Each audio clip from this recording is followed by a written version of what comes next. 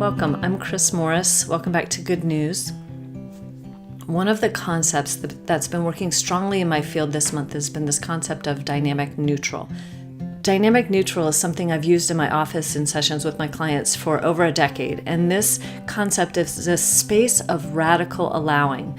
So as somebody comes in, I have no agenda. All I'm there is to help find what their unique intelligence, their being is ready to unwind.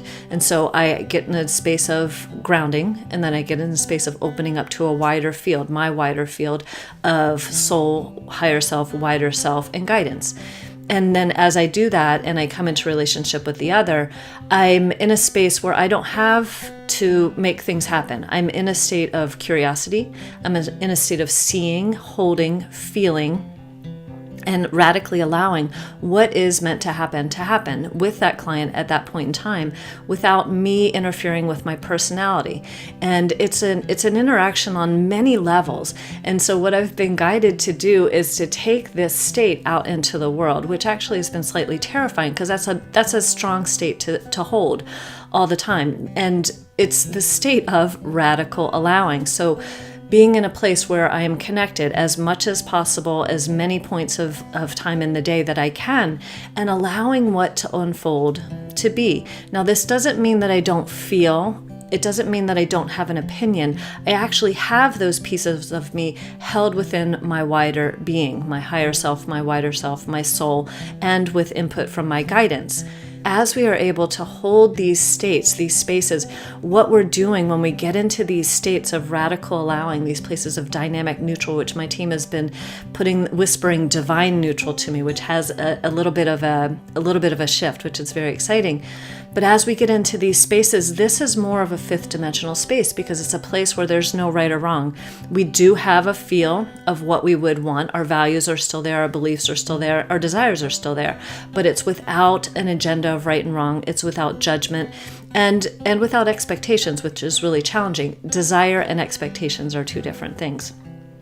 So when we're able to hold that state, as we've been told repeatedly, we are already in the fifth dimension. We are already in 5D, and we keep seeing and projecting 3 dimensions onto it. So as we're able to tune into this other place, this other state of being, this place of dynamic allowing where we can let go of thinking what this is happening is right and this is happening is wrong, we can let that go and be curious and be in the state of deep connection where we actually get to hold the space for something more, a higher vibration to be present within those places. So this fifth dimension, it's not going to pop in all of a sudden. It's an ease in and an ease out. It's like when you see Steve or Barbara come on the screen and they kind of emerge.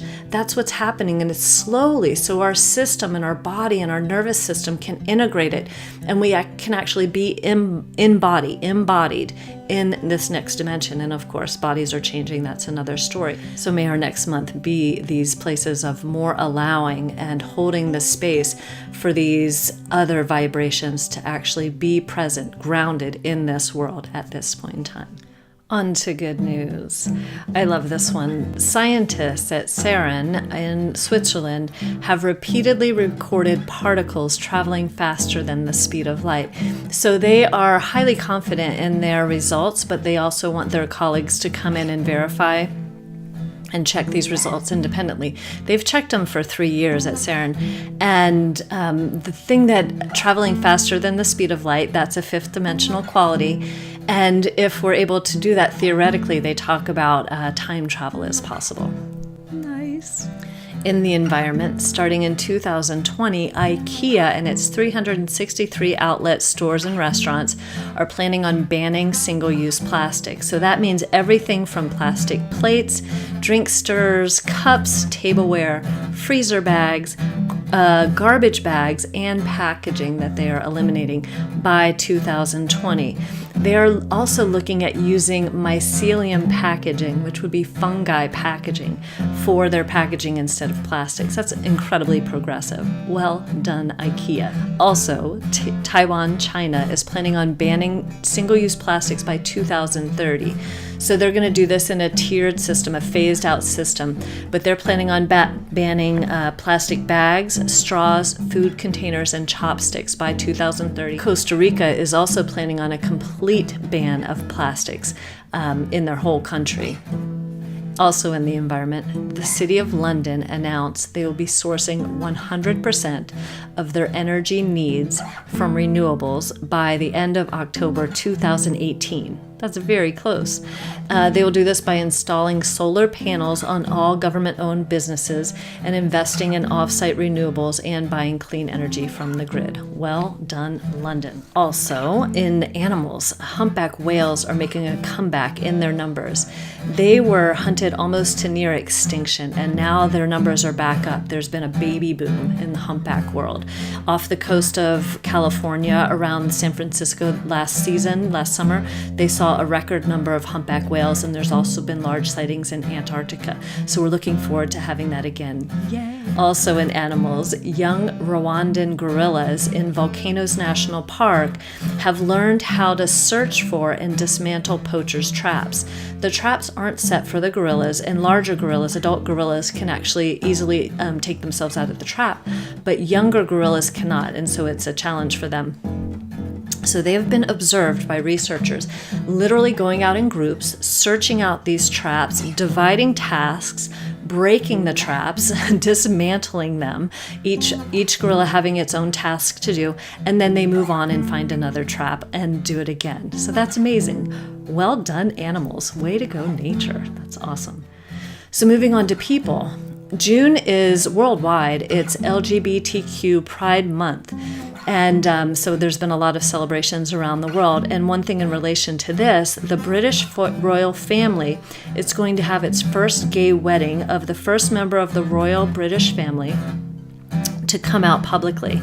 So this is a extended family member of the Queen that's going to marry his partner. So that's amazing. Well done. Also, the first active duty same-sex couple was married here in the United States in January of 2018 at West Point's Cadet Chapel. So they were actually married in full military uniform at West Point's Cadet Chapel. That is amazing. Well done. Well done. People.